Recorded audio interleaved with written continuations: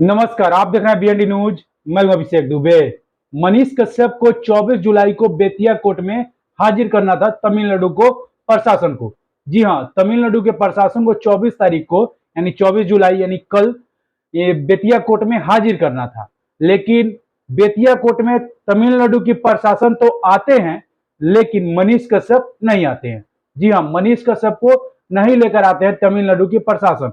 तमिलनाडु के प्रशासन आते हैं और एक डेट लेकर चले जाते हैं।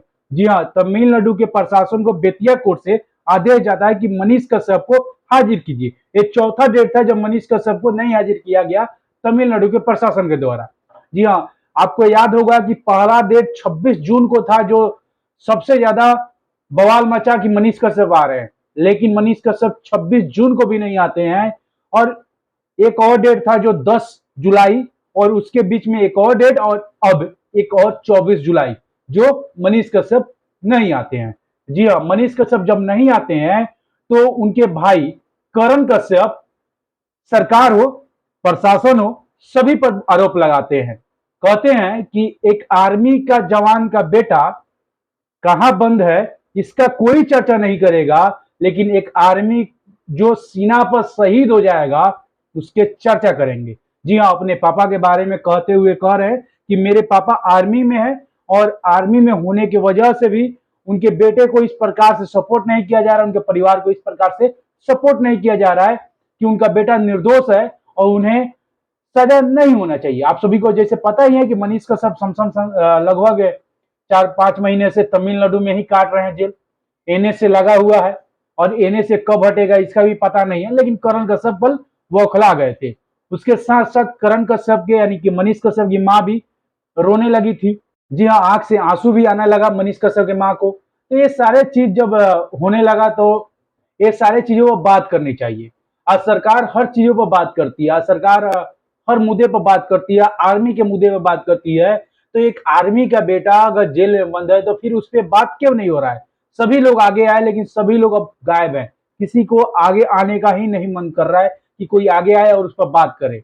और सबसे बड़ा चीज बुरा जब लगता है कि अब आप आगे आकर भी बंद हो जाते हैं। अब सोचिए कि बीजेपी के बड़े बड़े नेता भी लोग सामने आए, विजय सिन्हा, सुशील मोदी, मनोज तिवारी, जो दिल्ली के सांसद हैं मनोज तिवारी, उप मुख्यमंत्री सुशील मोदी हैं, वो सामने आए। आप बड़े बड़े लोगों का नाम सुने होंगे बीजेपी में। पहले मनीष कश्यप का बीजेपी एजेंट बताया गया, फिर मनीष कश्यप को आरएसएस का एजेंट बताया गया, कोई समर्थन में नहीं आया मनीष कश्यप को।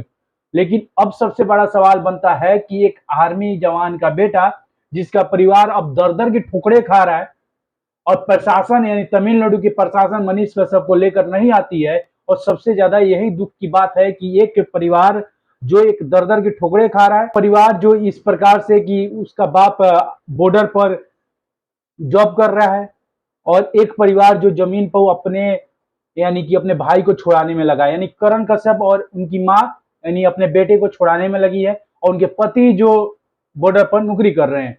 कमाल की सरकार है और कमाल की प्रशासन और शासन है कि आर्मी को बेटे को भी इस प्रकार से ट्रीट किया जा रहा है कि वो देशद्रोह है। जी हाँ, उसे इस प्रकार से कहा जा रहा है क्योंकि आप एनए से लगाने के पीछे क्या कारण था? एनए से लगाने के पीछे यही कारण था कि देशद्रोह था मनीष कश्यप। मनीष कश्यप अगर बिहार की बात करता था तो देशद्रोह था, तो सारे लोग उससे देशद्रोह हो सकते हैं। मनीष कश्यप अगर आवाज उठाता था तो सारे लोग एनए से लगा दीजिए। मनीष कश्यप बिहार की बात करता था तो सारे पर एनए से लगा दीजिए। आज मनीष कश्यप जेल में है तो एक बिहार की आवाज था, और आज जो लोग मिलने जा रहे हैं मनीष कश्यप से वो लोग भी कह रहे हैं कभी मैं अपने परिवार की बात नहीं, बिहार की बात करता था मनीष कश्यप। तो आज फिर क्यों उसे सजा दिया जा रहा है? फिर आज क्यों उसे इतना सजा झेलना पड़ रहा है? आज फिर क्यों इस प्रकार से उसे रखा गया है कि जहां पर एक खबर सुनने को भी आया था कि जहां पर उस प्रकार से लोग रह रहे हैं वहां पर उनको रख दिया गया है, यानी सेल चेंज कर दिया गया है। तो आज करण कश्यप को तो बोलना बनता था। आज उनके पापा को भी सामने आना होगा, और साथ साथ उनके मम्मी को भी सामने आई हैं, तो सभी को अब सामने आना होगा, और साथ में साथ अब पूरे बिहार को भी सामने आना होगा। अब पूरे बिहार को भी इस चीजों के लिए आवाज उठाना होगा, सरकार से पूछना होगा, सरकार से कहना होगा कि कब कब तक ऐसे चलेगा कि कोई आवाज बिहार के लिए उठाएगा उसे एनए से लगा दिया जाएगा? कब तक? ये सवाल पूछना होगा आप हमें सबको। आपको क्या करना है इस पर जरूर बताइएगा, मनीष कश्यप को बेतिया नहीं लाने पर। कमेंट सेक्शन खुला हुआ है, जरूर आपका जानना चाहेंगे। आप देख रहे थे बीएनडी न्यूज, मैं हूं अभिषेक दुबे। जय हिंद।